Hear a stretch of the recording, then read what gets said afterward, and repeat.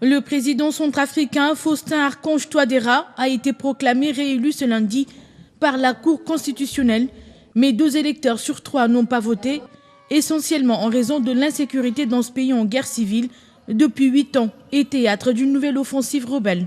Fallait-il donner raison à ceux qui ont empêché les Centrafricains d'exercer leurs devoirs civiques, d'empêcher les Centrafricains de choisir leurs dirigeants?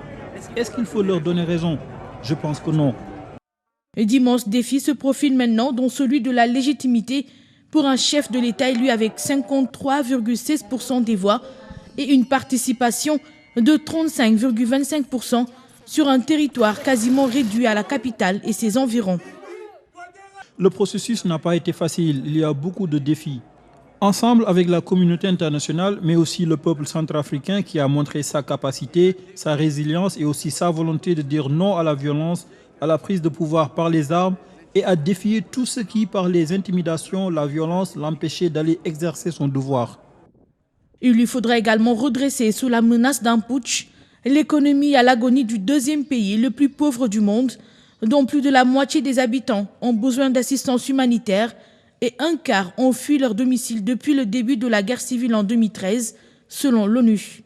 Depuis qu'ils ont juré de marcher sur Bangui, les rebelles mènent des attaques sporadiques mais parfois violentes, généralement loin de la capitale.